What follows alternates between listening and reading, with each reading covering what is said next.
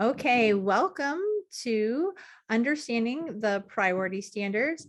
This session is going to just go over and try to provide some clarity of the priority standards, a little bit about the history of where they came from, and I'll give a little bit of a high overview of each of the contents and how they look differently.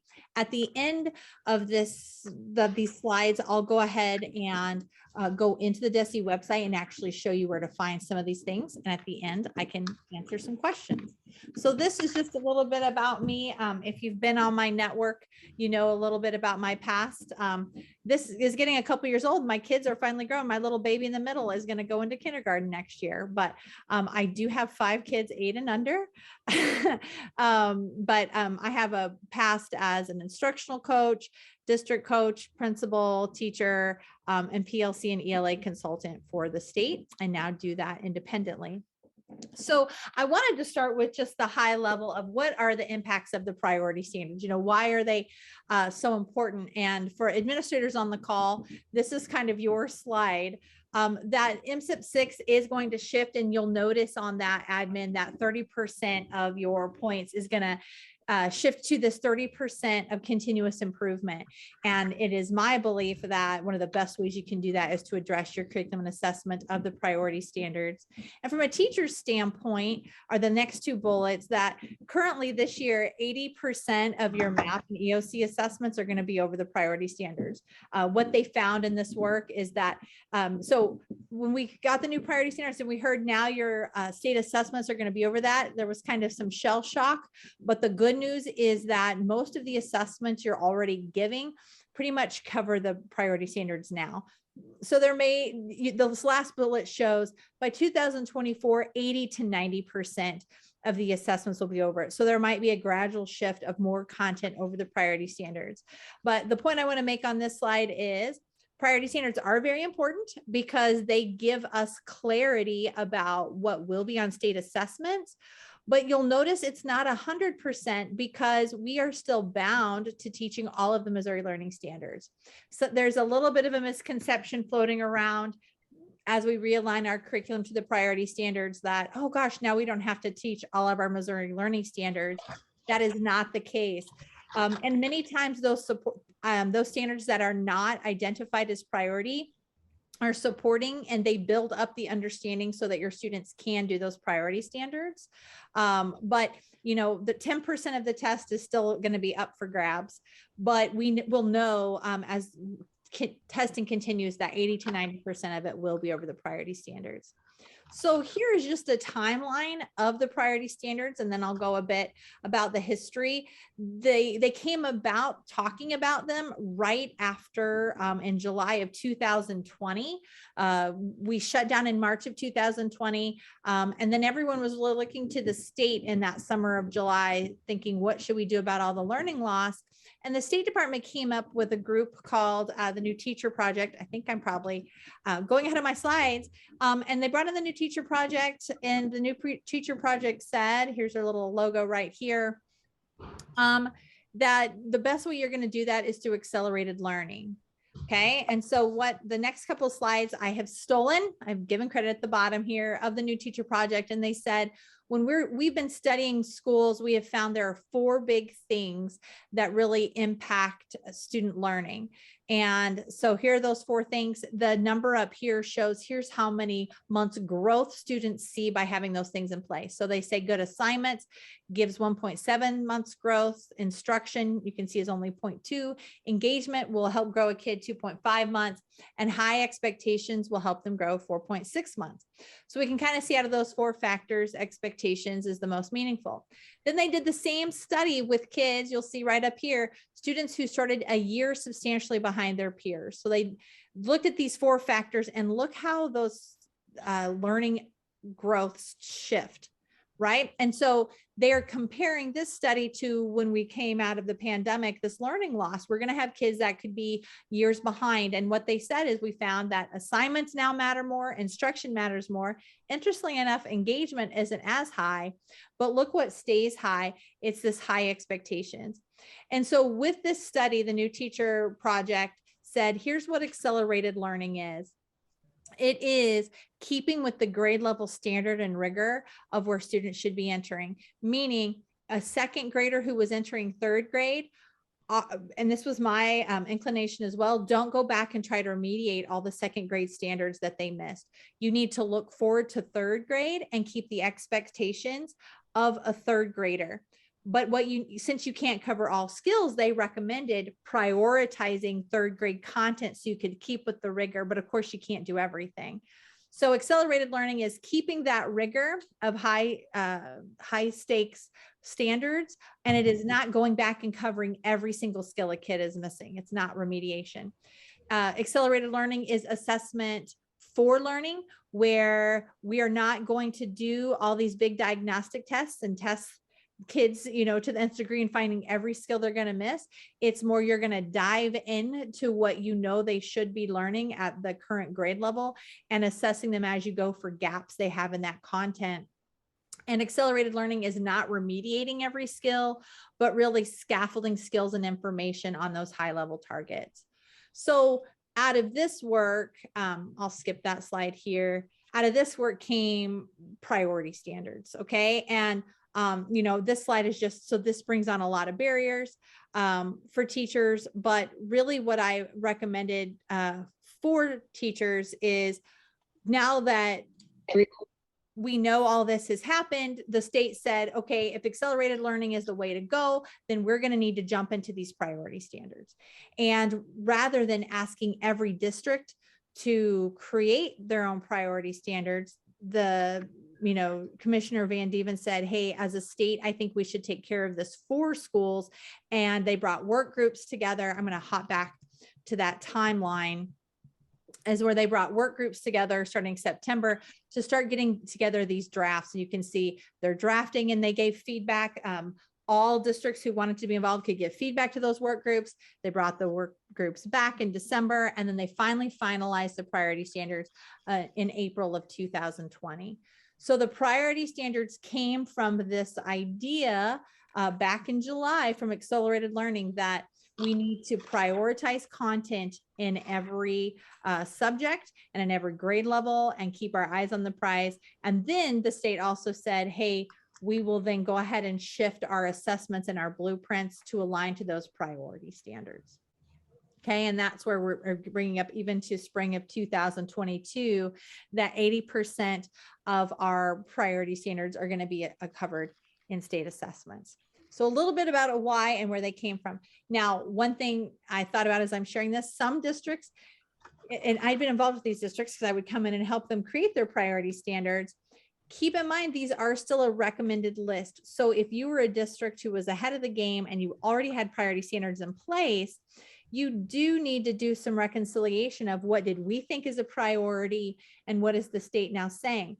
It is not an exhaustive list. There have been times, especially in ELA, which is my content background, for kindergarten example, they did not recommend beginning, middle, and end to be a priority standard. I think that's a big one. So your district can trump in some ways what the state is saying is a priority, but for older and tested grades, I would highly encourage, at the least, you need to have the state recommended priority standards covered. If you want to add additional, you'd certainly be able to do that. So I'm going to pause right now. Are there any questions while I jump to the website, and I'll kind of talk you through some of these? Any questions so far for anybody else? Yes. So according to your timeline, April 2021, they finalized the priority standards. Yes. So if we made our curriculum based off of those standards, we are good to go. Yes. Yep. Okay. And so now what I'm going to show you, if you just go to the DESE website, I'm just going to show everybody how to kind of navigate this, because this can be one of the most challenging things. If you go to educators and curriculum, it'll bring down a sidebar. And when you click on curriculum, it's going to give you this quick link box, and you see right here at the top is going to be the priority standards. So I'm just showing you how to get there really quickly from the website. So when you click on that, you will scroll down here and see these 4 boxes. So this is where they are located. I'm going to go over each content because they are a little bit different in their creation. So, and you'll also notice now that there are some supporting materials. If you haven't been here since this summer, each content has added some supporting materials that you definitely would want to check out. And I'll talk to you a little bit about those. So in ELA, they did prioritize them K through 12. 9 through 12. Actually, I think it's 6 through 12. They're all the same priority standards all the way through that have been prioritized, but there are differences in K through 5 that they've been prioritized. And then if you click on supporting links, one of the things that they have for you is a vertical progression that districts can use to see how those build. In math, they did something similar. They looked at every core content and they prioritized those. What's difficult in math, and really it's this way in ELA as well, even though they prioritize some, you're going to still need those unprioritized ones to be mastered to hit the priority. So, there's that. In science, you will notice every single standard is a priority. Your science standards are already aligned to the NGSS, and the work groups felt like they were already smaller in number compared to other contents. So every science standard is a priority.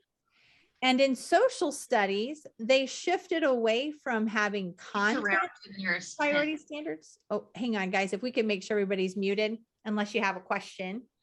And then the social studies priority standards are not content driven. They are the tools of inquiry. So the decision here is sometimes teachers would even teach the tools of inquiry in an isolated unit at the beginning and then just work on content. And the thinking of social studies is they're moving away from kids having content memorized to wanting them to have the thinking and inquiry skills to be able to find that information. So, again, in every social studies priority standard is going to be the tools of inquiry. So teachers need to think about really those tools of inquiry could run across every unit. There might be some units that some tools fit in better, but that's what their priority standards look like. So a little bit different in all of those. One of the next things I want to show you when it ties to social studies and science, I'm going to show you how to find it too. If you have not checked out the MoLeap, so if you type in MoLeap at the top here and search, I think this will be easier than showing you how to navigate it a different way. When you go into MoLeap, it'll take you to this page. You'll notice there are some MoLeap blocks. And then if you click there, it will take you to an outside source. So when it comes to social studies and science, prior to the pandemic, the State Department had gotten together and realized, hey, we have a lot of schools who aren't teaching social studies and science, and we have a lot of schools that don't have great resources to teach those. So why don't we get some work groups together to develop some materials for school? And they came up with what is called Mobley Blocks. So even your English and language arts ones are all tied to social studies and science. But what's great about these, so I'm going to go ahead and go to a social studies one. If you go to grade 3 through 5, and let's just look under 3rd grade, they've added a lot more. You'll see they've got changes in Missouri. Here's teacher notes, and here's how you can tie in ELA integration. But if we click on that block, really what they're doing here at the beginning, this is the student version. So if I clicked on the teacher, it'll tell you what standards it's covering, etc. But I want to show you, these are amazing resources. If teachers, if you haven't looked at them, or admin, if you haven't shown them, where they provide a lot of high quality, great sources for kids, like a map, a key, multiple maps, then a passage about something. Look at, you've got 6 sources in here and then some questions about it. So these blocks aren't meant just to be assessments. They're supposed to be teaching tools. So when it comes to a teacher who, a 3rd grade teacher who's supposed to be teaching about changes in Missouri, and you don't have a textbook or something to pull from, the thinking behind creating these is a teacher could print this block and you could use these sources as your lessons to help kids understand that content. In turn, if you wanted then to, use these questions as teaching tools or a few of them as assessments. They are all very tightly aligned to the rigor and question type that students would see on an end of year if they all took it, social studies or in science, 5th grade. They're going to be aligned to that. So just great resources. And I know there is a team of people actually tricking these out even further, where they're going through looking at these Mobley Blocks and making teacher slides and all sorts of stuff. So stay tuned. I'll have that group on at some point to share with you. But if your teachers have not gotten on the Mobley Blocks site, I would highly encourage them to look at it. And if you have been working on curriculum, these would be a great thing that I'd be hyperlinking right into it as a high quality resource. You'll notice that some have less and others have more. That's completely dependent on how much the work group has been able to get done. But again, please let your teachers know that those are available because they're high quality and tightly aligned to the priority standards. And I'm trying to see here, if you click in here on this one, it's going to tell you what standards are integrated into ELA. And I believe at some point at the top, it's going to tell you which science standards, which all of them, here they are. So here's your engineering and your physical science standard. So it's going to tell you exactly what it covers and then give you great high quality content for your teachers to use with it. So really let me go back through my slides here. The point of this was once I wanted to provide you history of the priority standards.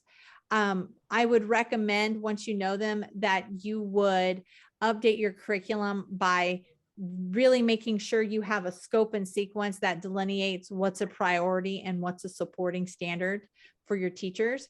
And then as you have those templates, creating MAP or EOC aligned assessments using those Mobley Blocks is a really great way to do that. And that's really about, I have the wrong presentation there, but I had enough slides for me to kind of go over. So at this point, I'm going to stop sharing my screen and I'm going to go ahead and pause the recording.